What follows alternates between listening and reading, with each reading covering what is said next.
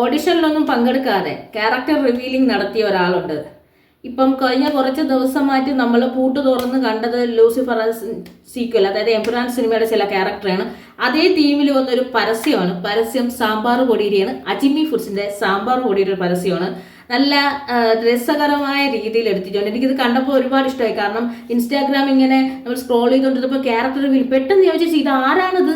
ഇപ്പൊ നമ്മളെ എല്ലാ ക്യാരക്ടേഴ്സ് റിവ്യൂസിൽ ലാലേട്ടൻ അവരെ കണ്ടതില്ലേ, പിന്നെ ഇത് ആരാണെന്ന് നോക്കിയപ്പോഴത്തേക്ക് പെട്ടെന്ന് നോക്കിയപ്പോഴാണ് അജിമി ഫുഡ്സിന്റെ പരസ്യമായിരുന്നു. നല്ല ബുദ്ധി, നല്ല രസമായിരുന്നു. കാരണം ഒരു നിമിഷം ഞാനൊന്ന് സംശയിച്ചേ, ഇത് ക്യാരക്ടർ ഞാൻ കണ്ടില്ലല്ലോ എന്ന് പറഞ്ഞ് ഇങ്ങനെ ഞാൻ ഒരു നിമിഷം കൊണ്ട് വിചാരിച്ചു ഇനി വേറെ ക്യാരക്ടേഴ്സ് ഉണ്ടോ, ഇനി വേറെ എന്തെങ്കിലും വന്നു തുടങ്ങിയോന്ന്. അജ്മീരുടെ സാമ്പാർ പൊടിയുടെ പരസ്യമാണ്. അതിൽ പറഞ്ഞിട്ടുണ്ട് ഓഡിഷനൊന്നും പോവാതെ നേരിട്ട് സെലക്ഷൻ കിട്ടി. രുചിയുടെയും മണത്തിന്റെയും ഗുണം കൊണ്ട് തന്നെ സാമ്പാറിന്റെ കഷ്ണങ്ങളുടെ ശക്തി കൂട്ടുന്ന ആള്. ഇനി നമ്മളെന്താണ് ഈ പരസ്യത്തിൽ ഈ ക്യാരക്ടറിനെ നമുക്ക് ഇനി എന്താണ് പ്ലേറ്റിലേ കാണാൻ പറ്റും. ഊണിന് രുചി കിട്ടുന്ന ആളാണ്. അതുകൊണ്ട് തന്നെ തിയേറ്ററിൽ കാണാൻ പറ്റത്തില്ല, പ്ലേറ്റിൽ ഒപ്പമേ കാണാൻ പറ്റൂ.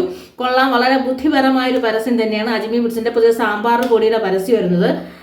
എന്താണ് പറയുക, ഒരു പരസ്യം എത്രത്തോളം ഒരാളെ അട്രാക്ട് ചെയ്യും എന്നുള്ളതിന്റെ ഏറ്റവും വലിയ തെളിവാണ്. കുറെ കാലത്തിന് ശേഷം പൊതുവെ അജ്മിയുടെ എല്ലാ പരസ്യങ്ങളും നല്ല പരസ്യങ്ങൾ തന്നെയാണ്.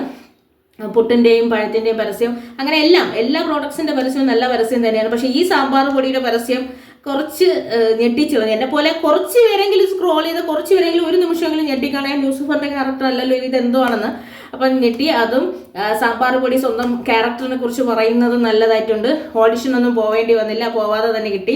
രുചിയിലും മണത്തിലും ഗുണത്തിലും ഒക്കെ തികഞ്ഞ ഒരാളാണ്, പ്ലേറ്റിൽ കാണാൻ പറ്റും. അപ്പം അജ്മി ഫുഡ്സിന്റെ പരസ്യം ഞാനായിട്ട് പരസ്യം ചെയ്യണില്ല, പക്ഷെ അവർ എനിക്കിങ്ങനെ സ്ക്രോൾ ചെയ്ത് പോകുമ്പോൾ പെട്ടെന്ന് ഈ പൂട്ട് തുറന്ന് ഒരു സാമ്പാർ പൊടി പുറത്തോട്ട് ചാടുമെന്ന് ഒരിക്കലും വിചാരിച്ചില്ല.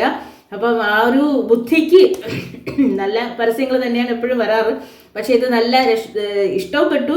അതുപോലെ തന്നെ നല്ല രസകരമായിരുന്നു. ക്യാരക്ടർ റിവീലിംഗ് വളരെ മനോഹരമായിരുന്നു. നമ്മുടെ മുമ്പിൽ വന്നിങ്ങനെ സാമ്പാർ പൊടി പറയുന്നില്ല. കാര്യം കേരളത്തിലെ വീട്ടിൽ സാമ്പാർ വയ്ക്കാത്ത ദിനങ്ങൾ കുറവാണ്. പ്രധാനമായിട്ടും ചോറിന് അല്ലെങ്കിൽ ബ്രേക്ക്ഫാസ്റ്റിന്റെ പ്രധാനം ദോശയ്ക്ക്, ഇഡലിക്ക്, പുട്ടിന് എവിടെയെങ്കിലും ഒരു സാമ്പാർ നിർബന്ധമാണ്. ചുമ്മെങ്കിലും ഒരു സാമ്പാർ വെച്ചില്ലെങ്കിൽ എന്തോ ഒന്ന് തികയാത്തതുപോലെയാണ് നമുക്ക് തോന്നുന്നത്. അപ്പൊ അതിന്റെ സാമ്പാർ പൊടിയുടെ പരസ്യമായിരുന്നു. പക്ഷെ അത് നല്ല രസമുണ്ടായിരുന്നു.